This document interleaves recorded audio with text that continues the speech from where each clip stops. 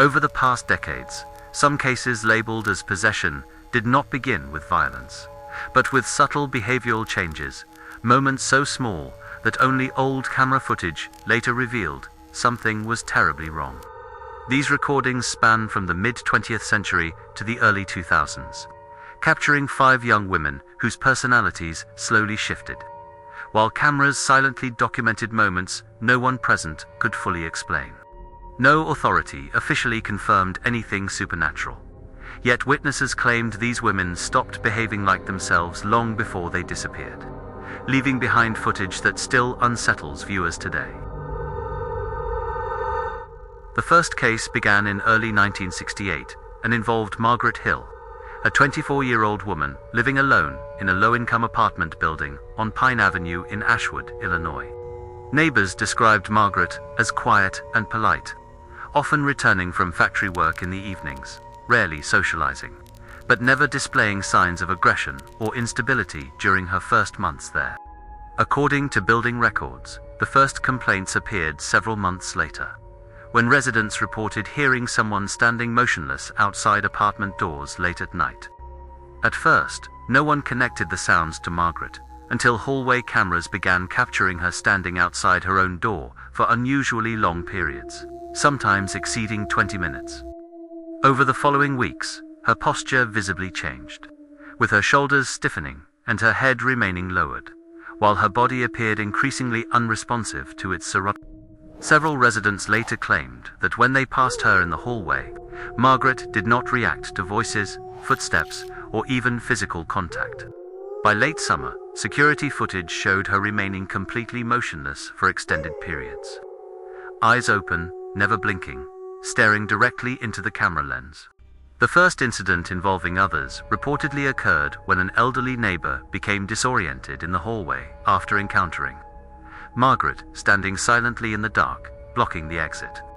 Witnesses reported that Margaret did not move or assist, remaining fixed in place as others attempted to assist the resident, while Margaret remained unmoving.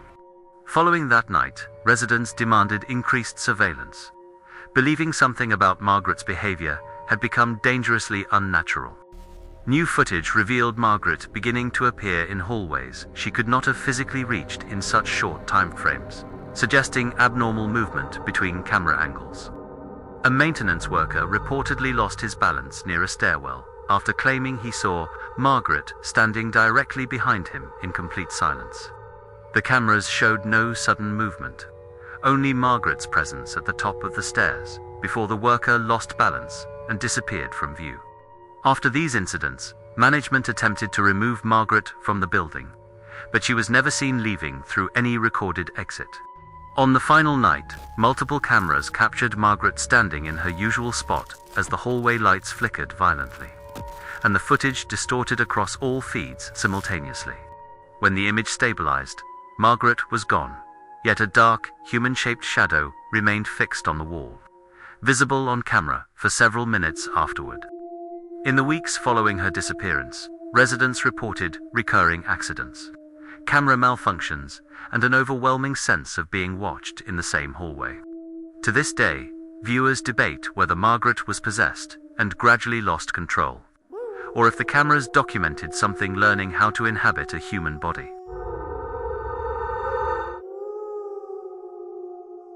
The second case unfolded throughout 1987 and involved Claire Nolan, a 27-year-old woman living with her husband in the quiet suburban town of Redfield, Minnesota, where winter roads were often dark and poorly lit.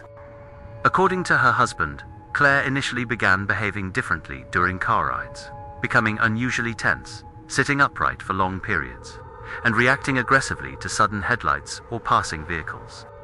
Over the following months, he reported that Claire insisted on late-night drives, claiming the roads felt quieter and safer after midnight, despite increasing accidents reported in the area. Dashcam footage from these drives revealed Claire staring intensely at the road ahead, barely blinking, while murmuring phrases that did not register clearly on the audio recording. In several recordings, her head movements lagged unnaturally behind the car's turns, creating the impression that her body and awareness were no longer fully aligned.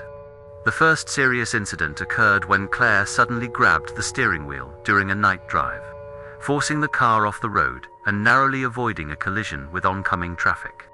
After the incident, her husband claimed Claire showed no remorse, instead asking why he had tried to stop her, as if she believed the crash was necessary.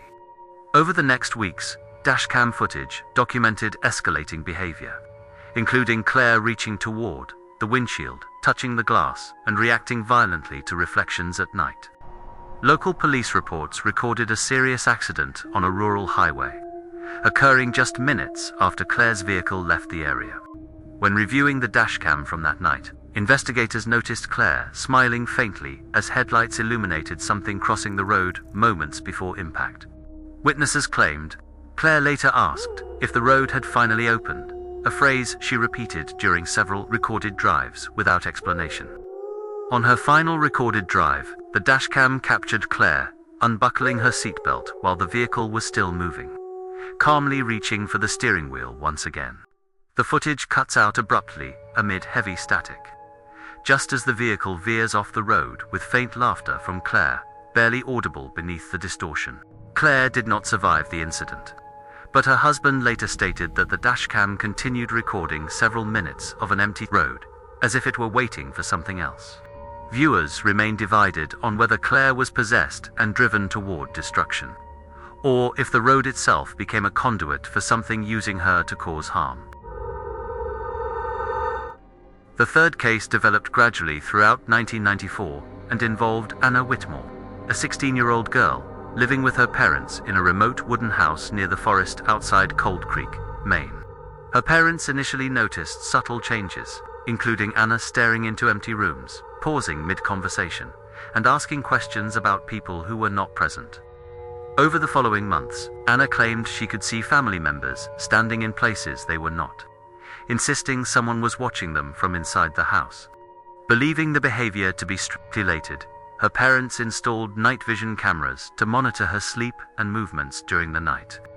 The footage revealed Anna sitting upright in bed for hours, staring toward the corner of her room, occasionally nodding as if responding to something unseen. In later recordings, the camera captured Anna walking calmly through the house at night, avoiding her parents' rooms as if guided by an unseen presence. According to her mother, Anna began warning them not to trust what they saw, claiming the house could make people look like someone else. The first serious incident was reported after Anna abruptly moved her cousin away from the staircase, later claiming she had sensed a presence standing just behind the child. Security footage confirmed no one was behind the child, yet the camera briefly recorded a dark shape clinging to the wall beside Anna at that moment.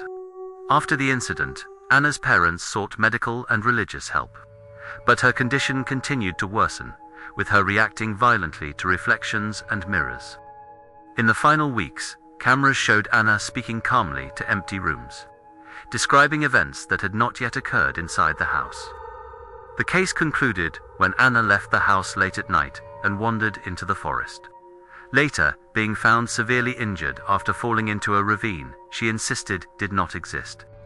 Although Anna survived, her parents say she permanently lost the ability to distinguish between what is real and what is not, leaving the family forever divided over what, if anything, had been haunting the house. The fourth case unfolded between late 2001 and 2002 inside a large manufacturing facility on the outskirts of West Hollow, Ohio, involving Laura Bennett, a 32-year-old overnight security supervisor. Co-workers initially described Laura as methodical and calm, responsible for nightly patrols through identical corridors, storage rooms, and machinery bays monitored by fixed security cameras. Over several months, maintenance logs noted workers reporting hallways that felt longer than usual, doors appearing slightly off position, and rooms taking longer to cross than expected. Security footage confirmed these reports, showing Laura walking through the same corridor for extended periods, despite timestamps indicating she should have reached the next checkpoint minutes earlier. According to Laura, certain areas began to feel wrong, as if the building no longer followed its original layout, forcing her to rely increasingly on camera monitors rather than memory. Over time, cameras captured Laura, hesitating at intersections, choosing routes that appeared correct on the monitors, but led her repeatedly back to the same locations. The first serious incident occurred when a forklift operator followed Laura's directions and drove into a loading bay that did not exist on official facility blueprints. The driver was later found injured after colliding with a concrete wall, insisting that the corridor ahead had appeared completely clear at the time. After the incident, Laura insisted the building was changing each night, stating that cameras showed paths that no longer existed once physically approached. In early 2002, multiple cameras began desynchronizing, showing Laura entering spaces seconds before she physically arrived, as if the building anticipated her movement. The final incident occurred when Laura followed a familiar corridor that gradually narrowed on camera, while appearing normal to her eyes.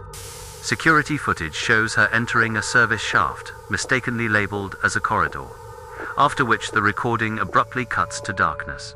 After her death, the facility permanently sealed several sections. Yet cameras continued to display corridors that no longer physically existed. Viewers still question whether Laura was misled by malfunctioning equipment, or if something inside the building learned how to reshape space to guide people to their deaths. The final case concluded in 2009 and involved Nicole Harris, a 19-year-old media student from Clearbrook, Pennsylvania, who documented abandoned locations as part of an independent video project. Unlike previous cases, Nicole's footage did not initially show abnormal behavior, but repeated frames captured a recurring background figure that appeared only when reviewed later. Over several months, Nicole became increasingly focused on rewatching her recordings, claiming the figure appeared clearer each time the footage was replayed. According to friends, Nicole began adjusting her filming angles to help the camera see better, often positioning herself so the background remained visible behind her. Phone footage revealed subtle mimicry, with the background figure matching Nicole's posture seconds after she moved, though never appearing in the same frame directly. The first incident involving someone else occurred when a classmate watched the footage and reported an overwhelming sense of being watched, later collapsing in panic after noticing a shape drawing closer within a paused frame.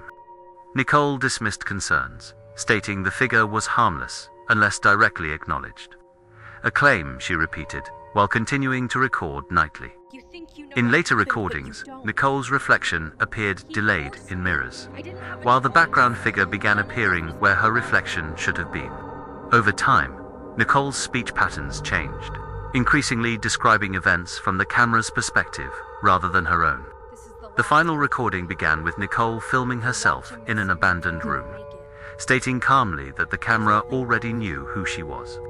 Moments later, the phone fell to the floor, revealing Nicole standing motionless in the background, while another identical figure occupied the foreground. Investigators later confirmed that Nicole was found deceased at the location, with no clear cause of death and no signs of physical injury. The phone continued recording for several minutes, capturing the identical figure slowly approaching the camera before the footage abruptly ended. Authorities found no evidence of another person present, yet the footage showed clear movement and interaction with the device. Viewers now question whether Nicole was replaced, erased, or if the act of recording allowed something else to learn how to exist as her. These cases end with a disturbing possibility that cameras do not merely record events, but sometimes participate, learning patterns, movements, and faces long before anyone notices the consequences. If something can only exist when it is observed, then every recording becomes an invitation, and every replay gives it more time to understand how we live, move, and look human. These cameras captured moments where people changed, spaces shifted, and reality failed quietly, without violence, without warnings, and without any clear point of return. Before you dismiss these recordings as coincidence or malfunction, ask yourself why the footage always shows more than what witnesses remember seeing. Let us know which case unsettled you the most, and whether you believe the camera was documenting events or quietly teaching something else how to exist. If this kind of camera-based horror interests you, Support the channel by liking this video and subscribing, because the next recording may not just be watching you.